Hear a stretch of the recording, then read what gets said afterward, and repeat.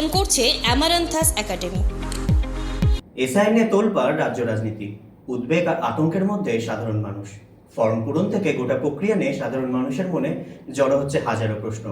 যতটা সম্ভব সেই প্রশ্নের উত্তর খুঁজতে চেষ্টা করছি আমরা। আজকে আমাদের স্টুডিওতে পেয়েছি বিএলও বিদেশ মণ্ডলকে। তার কাছ থেকে জেনে নেব এসআইআর এর খুঁটিনাটি। চলে যাব সরাসরি প্রশ্নে তার কাছে। নমস্কার। নমস্কার। আমাদের স্টুডিওতে স্বাগত আপনাকে। প্রথমেই আমি সবার যেটা জিজ্ঞাস্য, সবার দর্শকদের সুবিধার্থে আমি জানতে চাইবো যে এই এসআইআর ব্যাপারটা ঠিক কি এবং এটা কেন প্রয়োজন? এটা স্পেশাল ইন্টেনসিভ রিভিশন এর ফুল ফর্ম। এটা হচ্ছে ভারতীয় সংবিধানেই বলা আছে, কমিশনকে এর এখতিয়ার দেওয়া আছে। কমিশন যদি মনে করে তাদের ভোটার তালিকায় ঝাড়াই বাছাই প্রয়োজন, তাহলে তারা এটা করতে পারে। সেই অনুযায়ী এটা হয়ে থাকে। যেমন 2002 সালে আমাদের গত বছর হয়েছিল। এখানে মূলত যারা শিফটেড, ডেড বা বহিরাগত, এটাও একটা ব্যাপার, যাদের অ্যাকচুয়ালি ডকুমেন্টস নেই, তাদের এই এসআইআর থেকে ঝাড়াই বাছাই করে আমাদের যে সঠিক ভোটার লিস্ট তৈরি করাটাই এটার একদম মূল উদ্দেশ্য। আচ্ছা, তো যারা ভারতীয় জনগণ তাদেরকে তো নিশ্চয়ই সবাইকে এই এসআইআরটা ফিল আপ করতে হচ্ছে। হ্যাঁ, প্রথমে তো বিহার হয়েছে, তারপরে আরও 12টা রাজ্যে ঘোষণা হয়েছে, তার মধ্যে আমাদের পশ্চিমবঙ্গ একটা। আচ্ছা, এই এসআইআর যে ফর্ম ফিল আপটা করতে হচ্ছে, সেই ফর্মটা মানুষ কোথা থেকে পাবে? সেটা বিএলওরা বাড়ি বাড়ি গিয়ে দেবে। অলরেডি শুরু হয়েছে, 4 তারিখ থেকে আমরা দিচ্ছি। কেউ ধরুন বাড়িতে থাকলো না ওই মুহূর্তে, তখন আমরা 3বার যাব। আমাদেরকে অর্ডার আছে 3বার যাব। প্রথমবার গিয়ে যদি ওনাদেরকে না পাই, প্রথমবার গিয়ে যদি আমরা না পাই, তাহলে দ্বিতীয়বার যাব। দ্বিতীয়বার গেলে আমাদেরকে ভিডিও করতে হবে যে দ্বিতীয়বার গেলাম, আমরা তাও পেলাম না। তাতেও আমাদের শেষ নয়, আমরা তৃতীয়বার যাব। তৃতীয়বার যাব এবং ভিডিওতে আশেপাশের 2-1জনকেও আমরা বাইট নেব, যাতে ভিডিওতে নেব যে এনারা এখানে থাকে না এবং আমি পাইনি, আমি 3বার এসেছি, আমি 3বার যাব ওনাদের, এরকম অর্ডার আছে। আমরা চেষ্টা করব যেন সম্পূর্ণ এটা দিতে পারি। তাছাড়াও আমরা যদি কোনোভাবে গ্রামের কারোর মাধ্যমে যদি তার খোঁজ পাই, আমরা সেভাবেও ওনার সঙ্গে ফোনে যোগাযোগ করে হোক আর যেভাবে হোক আমরা দেওয়ার চেষ্টা করব। মানে আপনারা যত রকমভাবে সম্ভব ওনাদের কাছে পৌঁছানোর চেষ্টা করবেন। একদম। আচ্ছা, এরপর আমি জানতে চাইবো, ধরুন কোনো ব্যক্তি যিনি 2002 সালে ভোটার তালিকায় নাম ওঠেনি, যিনার তার পরে নাম উঠেছে, তখন তারা কি করবেন যাদের 2002 ভোটার লিস্টে নাম ওঠেনি? না, 2002 যাদের ওঠেনি তাদের অনেক আছে, থাকবেই, স্বাভাবিক। আমরা 2002 পরে যাদের জন্ম, আমার নিজেরও জন্ম 2002 পরে, অতএব এই ভোটে নাম উঠেছে 2002 পরে, আমারও নাম থাকবে না। সেক্ষেত্রে আত্মীয়ের নাম যে কলমটা আছে, সেখানে আমার পিতামাতা এবং পিতামাতার, আমার পিতার পিতামাতা, অতএব আমার ঠাকুরদা ঠাকুরমা এবং মায়ের বাবা মা, সেক্ষেত্রে দাদু বা দিদিমা, যেটা গ্র্যান্ডফাদার, যে গ্র্যান্ডমা, যেভাবে এই 6জনের মধ্যে যে কোনো একজনের রেফারেন্স দিয়ে তার সঙ্গে নিজের লিঙ্কেজ প্রমাণ করে আমি আমার এখানে ভোটার লিস্টে নাম রাখতে পারি। আচ্ছা, এইটা নিয়ে অনেকেই আশঙ্কা করছিলেন যে যাদের পরে নাম উঠেছে বা যাদের নাম নেই তারা কি করবেন। তাদের 6জনের নাম বললেন আপনি, তাদের উত্তরপুরুষের 6জনের যে কোনো একজনের নাম থাকলেই আপনারা পারবেন।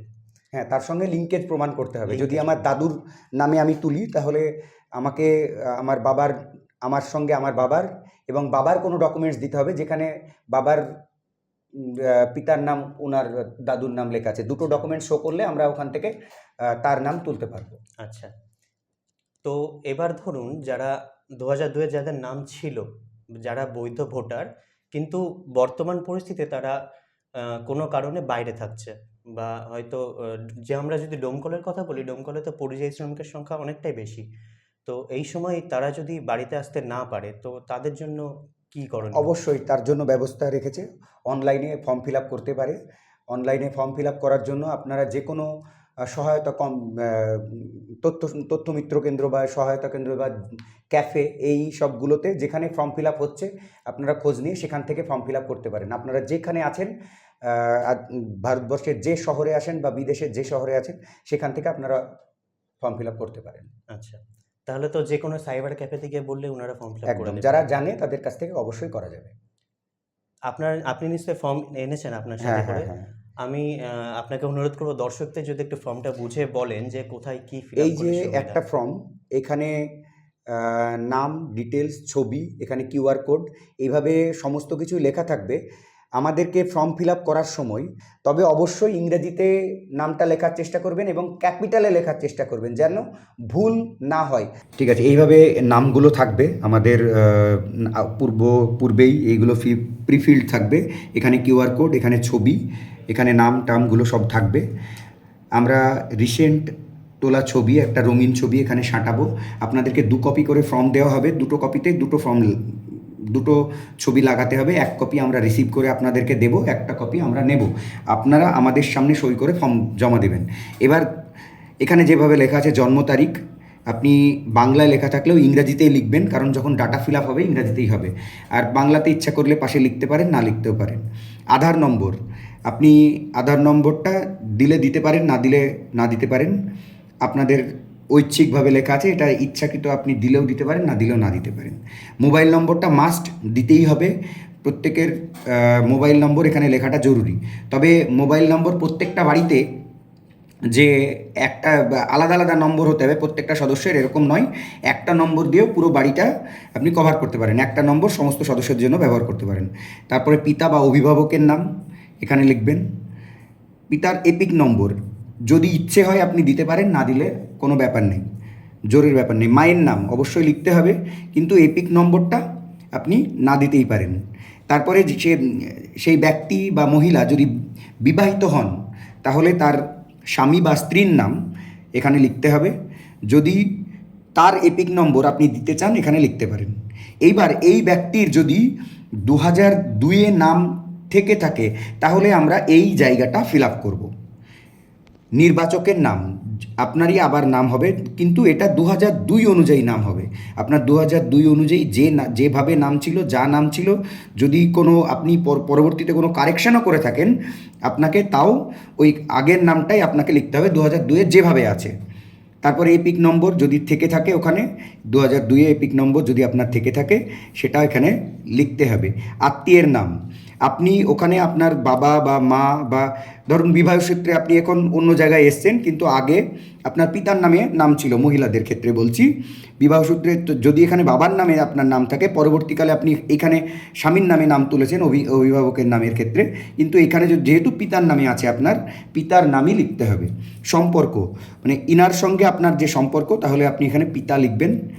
জেলা আমাদের নিজের জেলার নাম, রাজ্যের নাম, বিধানসভার নাম।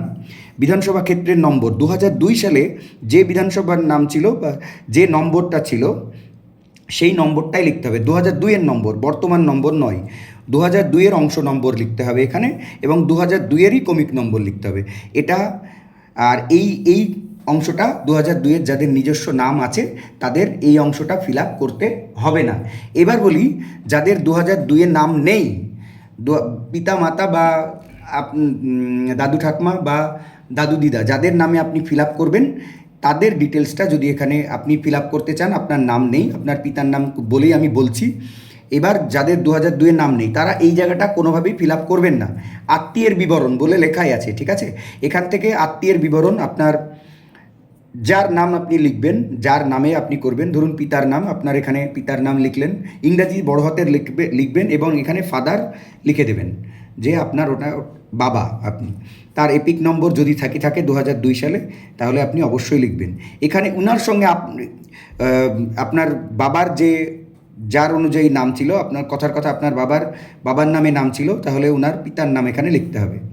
আপনার বাবার যে নামে নাম ছিল তার নাম এখানে লিখতে হবে। সম্পর্ক এটা আপনার কে হয়, ওই যে ব্যক্তির এখানে নাম দিয়েছেন আপনার কথা বাবা।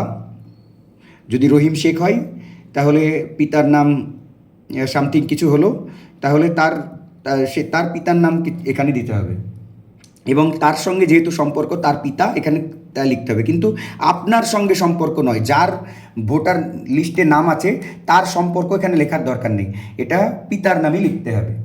তারপর একইভাবে জেলা, রাজ্য, বিধানসভা, উনার নাম যত নম্বরে বিধানসভায় ছিল তার অংশ নম্বর এবং তার ক্রমিক নম্বর 2002-এর।